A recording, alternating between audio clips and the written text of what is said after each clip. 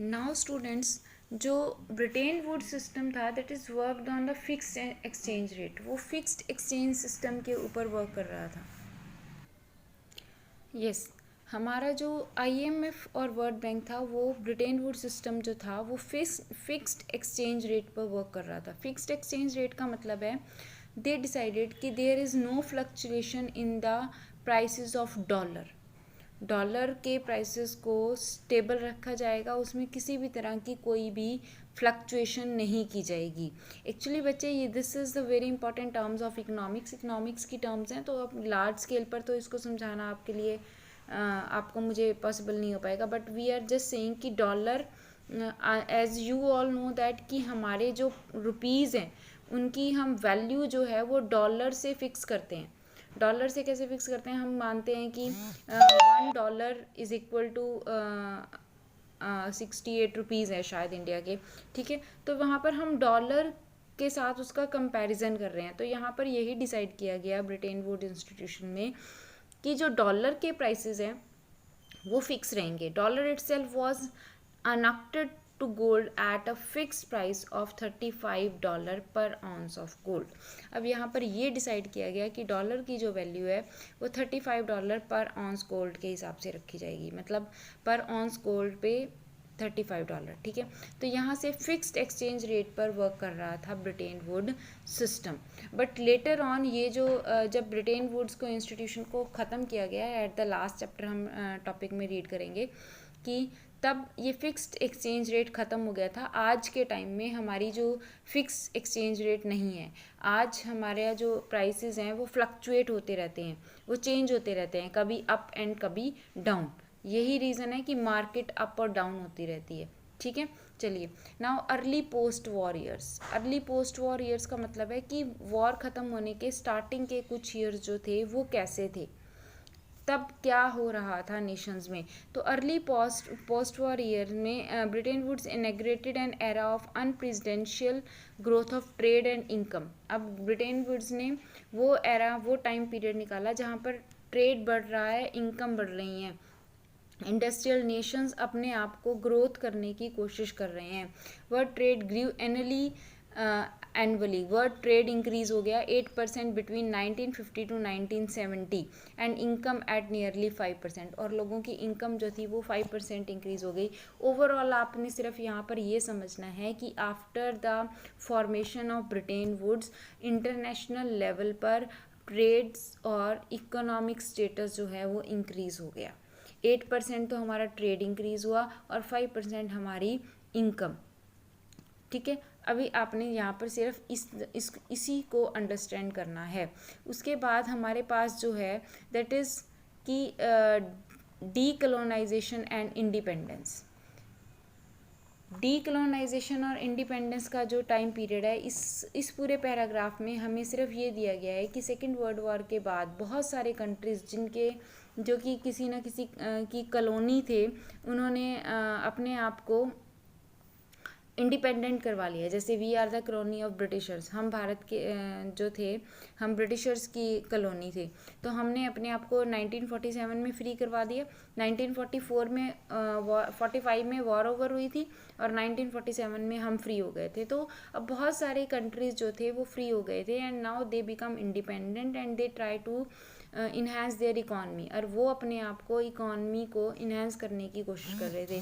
No doubt कि जो newly independent country थे उनमें पॉवर्टी बहुत ज़्यादा थी, अनएम्प्लॉयमेंट बहुत ज़्यादा थी, but they are trying to be increase them self, वो अपने आप को बढ़ाने की कोशिश कर रहे थे। अब इस बीच में एक और चीज़ आई, दैट इज़ सिर्फ वही पढ़ाऊँगी जो ज़रूरी है। G77, ग्रुप 77, ये क्या था? ग्रुप 77 क्या था exactly? At the same time most developing countries did not benefited from the fast growth of western economic experienced as the in 1960s। अब इसमें 1950s और 1960s में एक्चुअली जो डेवलपिंग कंट्रीज थे उनको ज़्यादा बेनिफिट नहीं हो पा रहा था और वो फास्ट ग्रोथ नहीं कर पा रहे थे, इसलिए उन्होंने अपने आप को एक ऑर्गेनाइज किया, अपने आप को ऑर्गेनाइज एक ग्रुप बनाया that was named as G77। उस ग्रुप को हमने G77 का नाम दिया। To demand a new developing countries. अब ये न्यू इंडिपेंडेंट और न्यू डेवलपिंग कंट्रीज़ थे अंडर NIEO। इनकी ग्रुप का नाम क्या था? NIEO। By the NIEO they mean a system that would develop them real control over their natural resources।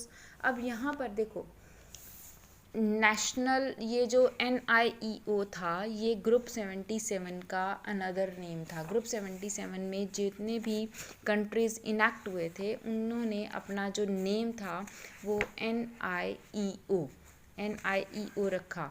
Exactly NIEO था क्या? NIEO is the nation independent economics, रुक जाओ just a minute, this is, देखो अब NIEO में वो exactly क्या demand कर रहे थे? NIEO क्या था? New international economic order. अब इसमें क्या डिमांड हो रही थी? New international economic order, this is the full form of NIEO। अब इसमें था क्या? देखो नाम से ही पता चल रहा है ये इंटरनेशनल लेवल पर नया इकोनॉमिक ऑर्डर चाह रहे थे। अब वो नया इकोनॉमिक ऑर्डर क्या था? They meant a system that would give them real control over their natural resources. अब वो एक नेचुरल रिसोर्सेज के ऊपर रियल कंट्रोल चाह रहे थे। एग्जैक्टली क्या होता था कि हमारे जो नेचुरल रिसोर्सेज थे वो हमारी कॉलोनीज़ ले जाती थी। अब वो ऐसा नहीं चाह रहे थे, वो ये नहीं चाह रहे थे कि हमारे नेचुरल रिसोर्सेज हमारी कॉलोनीज़ ले जाएं। More developed assistance, fair prices of raw materials. अब वो क्या चाह रहे थे कि हमारे नेचुरल रिसोर्सेज हम यूज़ करें, यानी कि कंट्री अपने नेचुरल रिसोर्सेज को खुद यूज़ करे। जो कॉलोनीज़ थी या जो आउटर कंट्रोल थे वो उन रिसोर्सेज को ना लेकर जाएं।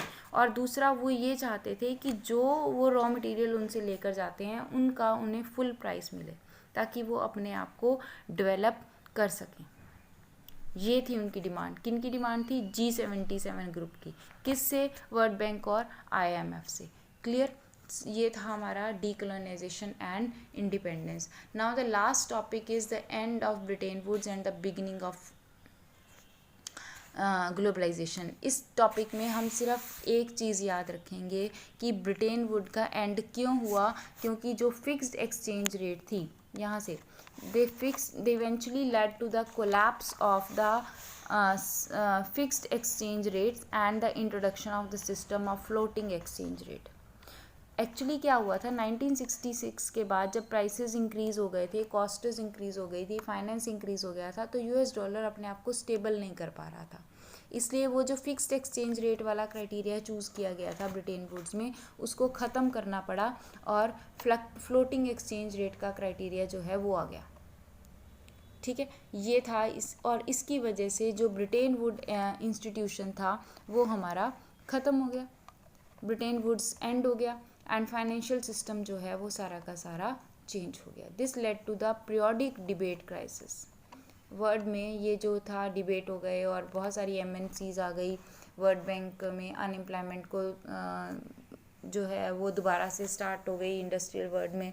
तो इन सब चीज़ों की वजह से मतलब at last you just learn this कि 1946 में ब्रिटेन वुड्स जो था वो ख़त्म हो गया और फिक्स एक्सचेंज रेट की जगह पर फ्लोटिंग एक्सचेंज रेट है जो वो आ गया। ठीक है, this is all about your chapter. यहाँ पर आपका चैप्टर ख़त्म होता है। अब इस चैप्टर के नोट्स मैं आपको प्रोवाइड करवा रही हूँ। ओके।